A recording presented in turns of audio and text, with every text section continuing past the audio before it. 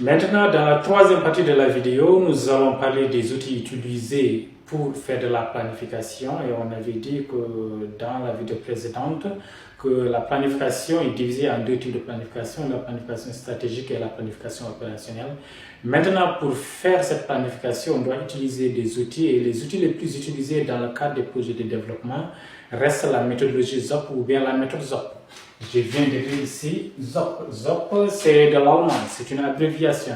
Et dans cette méthodologie ou bien méthode ZOP, on a toujours 4 analyses à faire. La première analyse est l'analyse des parties prenantes, la deuxième, l'analyse des problèmes, troisième, analyse des objectifs, et enfin, la quatrième est l'analyse des stratégies ou alternatives.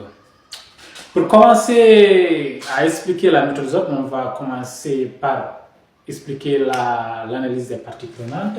Et l'analyse des parties prenantes a deux finalités. La première finalité consiste à déterminer toutes les parties prenantes qui vont prendre part, qui vont participer à la mise en œuvre du projet ou bien qui seront touchés par la mise en œuvre du projet. Et ensuite, d'élaborer toutes les stratégies à adopter avec chaque partie prenante.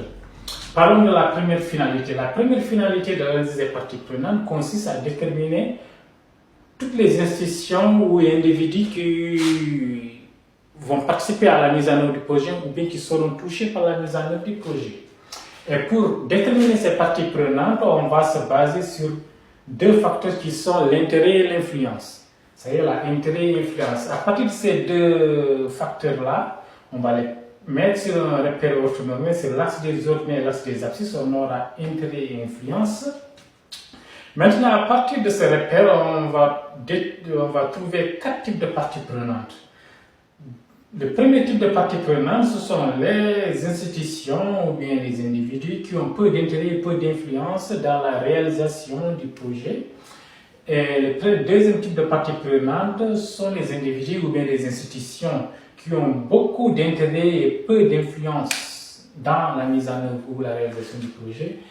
Le troisième type de parties prenantes, ce sont les individus ou institutions qui ont beaucoup d'intérêt et beaucoup d'influence dans la mise en œuvre du projet. Et enfin, le dernier type de parties prenantes qu'on peut trouver dans ce repère orthonormé, ce sont les individus et institutions qui ont beaucoup d'influence mais peu d'intérêt.